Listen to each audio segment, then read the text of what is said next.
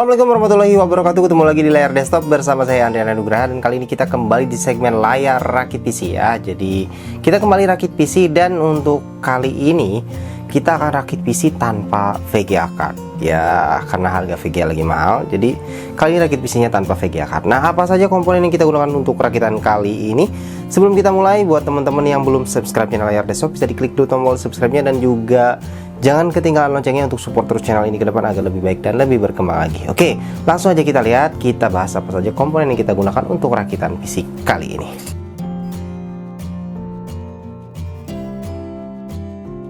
Ya, di saat kondisi harga VGA yang nggak turun-turun, banyak yang bilang rakit PC pakai prosesor yang punya IGP itu bisa menjadi solusi ya. Salah satunya adalah kalau pakai prosesor Ryzen yang punya IGP atau Ryzen seri G ya, itu adalah solusi yang bagus katanya. Tapi ternyata rata-rata harga prosesor yang punya IGP ya, terutama dari seri Ryzen ya, misalnya 3400G, 3200G, kemudian juga 2200G gitu, itu harganya makin kesini bukan makin bagus, malah makin jelek, makin tinggi harganya ya.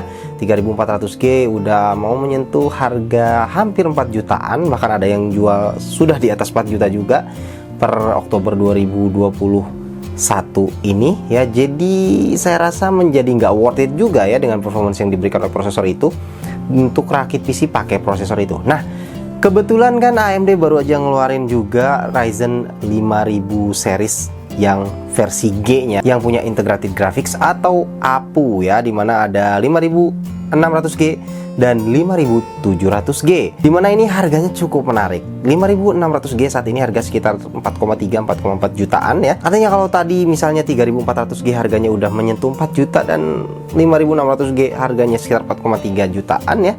Ya saya rasa mendingan beli 5600G aja sekalian gitu kan. Nah, begitu juga dengan 5700G yang harganya sekarang sudah di sekitar 5 jutaan ya, 5 juta sekian gitu kan. Nah, apakah merakit PC dengan Ryzen seri terbaru ini atau 5000 series yang versi G-nya itu 5600G ataupun 5700G ini worth it? Ya, kali ini kita akan coba juga rakit PC dengan Ryzen 5 5600G. Nah, lengkapnya apa saja komponen yang kita gunakan? Yang pertama, prosesor pastinya kita pakai Ryzen 5 5600G ya. 6 core, 12 thread dengan base clock di 3,9 GHz dan boost clock up to 4,4 GHz. Nah, semenjak kemunculannya ini cukup ramai juga nih prosesor yang satu ini ketika pertama kali launching. Diharapkan punya performance yang bagus banget sih IGP-nya ya. Dan malah ini si Radeon Vega 7-nya. Nah, apakah sesuai ya dengan ekspektasi kita? Karena memang VGA card lagi susah. Kita akan coba lihat di video kali ini. Nah, kalau kita lihat sebenarnya dari sisi performance sintetis nih, dari hasil pengecekan yang layar desktop, kalau kita lihat performance dari prosesornya 5600G ini, secara performance di Cinebench R20 misalnya ya, itu mirip sekali dengan Ryzen 5 5600X, karena memang itu dari generasi prosesor yang sama dan juga teknologi yang sama ya. Jadi performance di Cinebench R20 nya juga mirip banget, baik itu single threaded maupun multi threadednya ya. Artinya 5600G ini akan punya performance gaming yang bisa sehebat Ryzen 5 5600X. Nah, masalahnya adalah rakit PC pakai IGP ini kan harapannya adalah integrated graphics yang bagus. Nah, bagaimana dengan Radeon Vega 7-nya? Nah, di sini Radeon Vega 7-nya ini kalau dari hasil benchmark kita di 3D Mark itu, kalau kita lihat dari 3D Mark Firestrike maupun 3D Mark Time Spy, itu dia posisinya sedikit lebih baik daripada GT 1030 ya. Jadi kalau mau berharap dia bisa mengimbangi misalnya GTX 1050 Ti, ya masih kejauhan lah ya, atau 1052 GB pun masih di bawahnya ya untuk Radeon Vega 7 ini ya. Mungkin bisa mendekati GTX 750 Ti. Saya memang untuk GTX 750 Ti kita nggak punya datanya ya, tapi secara hasil pengecekan kita yang jelas dia di atas GT 1030 ya, secara benchmark di 3D Mark itu gitu. Nah, dengan hasil benchmark seperti itu, apakah performance-nya saat gaming juga lebih baik? Nah, nanti akan kita lihat di video kali ini ya. Dan untuk mensupport agar performance dari Ryzen 5 5600G dan juga Radeon RX Vega 7-nya ini menjadi lebih mantap, tentu saja kita harus pakai motherboard yang mumpuni juga untuk bisa handle si 5600G-nya, dan juga bisa dipakai untuk tweaking juga kalau bisa ya. Nah, di sini kita pakai dari Gigabyte, yaitu Gigabyte B550M Gaming ya. Saya rasa ini adalah salah satu motherboard dengan chipset B550M yang harganya terjangkau ya, harganya sekitar 1,6 jutaan, dan mungkin salah satu yang paling worth it di kelasnya ya. Kalau sebelumnya kita pernah review yang B450M Gaming, itu sudah sangat bagus sekali ya. Saya rasa B550M Gaming itu pastinya juga akan memberikan performance yang lebih baik dibandingkan kakaknya atau yang pendahulunya itu B450M Gaming. Jadi ini motherboard yang akan kita gunakan untuk tandem dengan 5600G, dan saya rasa ini akan menjadi tandem yang pas gitu ya. Dan berikutnya Ryzen 5 5600G beserta dengan RX Vega 7-nya ini akan optimal dengan menggunakan RAM yang punya speed kencang juga ya.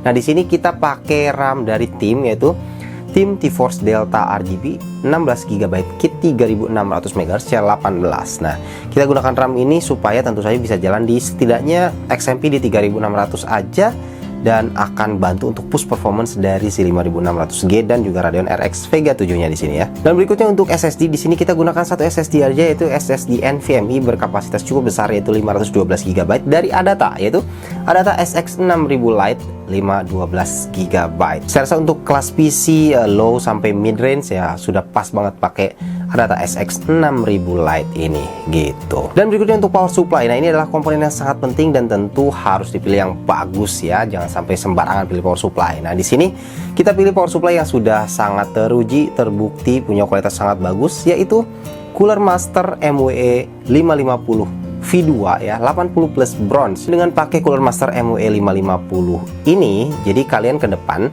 si Ryzen 5 5600G ini bisa ditandemkan dengan VGA card. Kalau misalkan udah ada budget untuk beli VGA nanti, itu bisa sampai ke RTX 3060 atau sampai ke RX 6600 XT. Power supply ini masih sangat-sangat mumpuni untuk bisa handle sistem tersebut gitu kan. Jadi ya kedepannya upgradability-nya bagus juga kalau pakai power supply dari Cooler Master yang satu ini ya. Kemudian yang berikutnya yang nggak kalah penting adalah supaya nanti ke depan tentu saja bisa di tweaking, bisa di overclock si Ryzen 5 5600G-nya.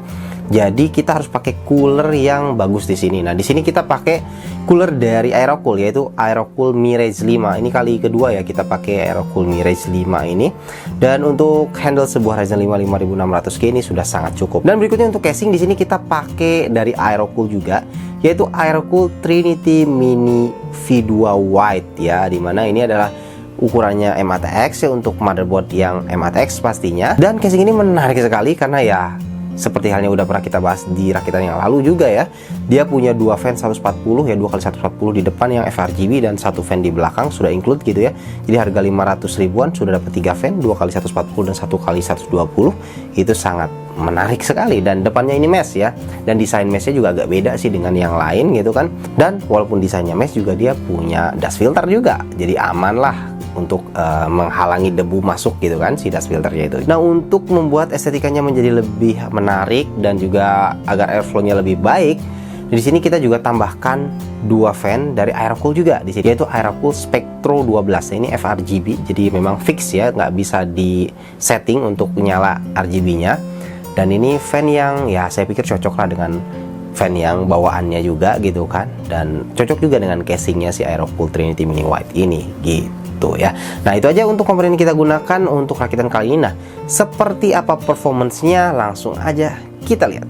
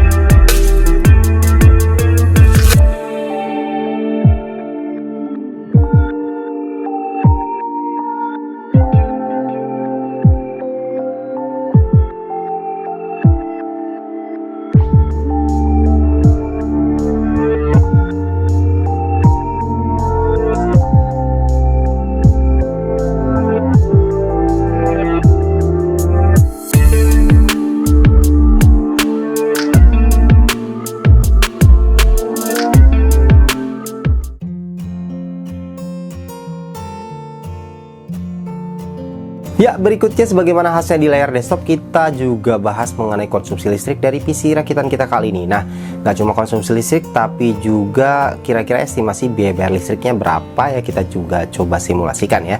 Nah, untuk PC yang satu ini tanpa VGA card ya, jadi pakai Ryzen 5 5600G dengan Radeon RX Vega 7-nya ini, kira-kira apakah irit atau enggak ya. Nah, ini kita coba gaming load di Shadow of the Tomb Raider. Ini ternyata rata-rata konsumsi listriknya saat gaming load di Shadow of the Tomb Raider 1080p ini itu rata-ratanya adalah sekitar 115 watt ya, tergolong irit ya di situ ya, karena memang nggak pakai VGA ya, 115 watt wajar lah ya.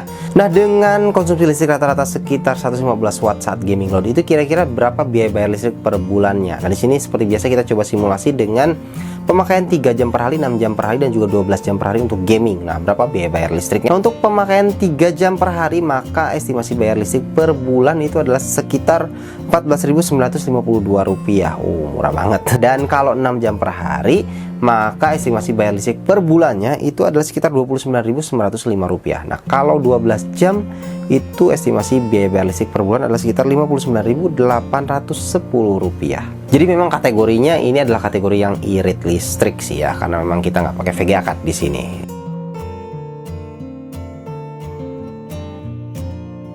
Oke teman-teman, itulah tadi ya rakitan PC kita kali ini. Jadi kita pakai Ryzen 5 5600G di sini ya, tanpa VGA card ya. Jadi benar-benar ngandalin Radeon RX Vega 7-nya untuk gaming di sini. Dan ternyata kalau kita lihat tadi dari hasil benchmark gamenya, kalau sekedar untuk mainkan game e-sport ya udah jelas tinggi banget ya. Tadi kita lihat di Valorant itu bisa dapat di atas 200-an FPS dalam kondisi settingannya itu low ya, di 1080p. Jadi kalau gaming e-sport sih saya rasa ini pas banget ya kalau kita pakai rakitan seperti ini. Nah, kalau untuk game-game yang sedikit lebih berat, misalnya kita coba GTA 5 tadi ya, di 1080p juga masih sangat playable. Di posisi 1080p preset normal itu bisa dapat di sekitaran 80-an FPS. Itu juga pencapaian yang bagus banget. Kalau untuk game yang lebih berat seperti Shadow of the Tomb Raider, kemudian juga The Witcher 3 itu tadi, itu memang mepet banget ya. Kalau 1080p dapatnya di sekitaran 30-an FPS, sekitar 35 FPS ya gitu rata-rata. Jadi walaupun masih playable, tapi ya saya rasa mungkin kalau mau lebih enak, kalau mau mainkan game-game semacam Shadow of the Tomb Raider, The Witcher 3 seperti itu mungkin kalian lebih tepat untuk main di resolusi yang agak lebih rendah di 900p atau 720p gitu kan. Nah, kalau untuk game-game casual seperti PES 2021 udah jelas juga bisa ya. Tadi di preset grafik high 1080p masih bisa di atas 40-an gitu ya, jadi 45-an ke atas gitu untuk FPS-nya juga itu sangat-sangat playable untuk game-game casual seperti PES 2021 juga. Nah, kita sekarang bahas yang paling penting, yang biasanya paling ditanya-tanya, berapa budgetnya ya.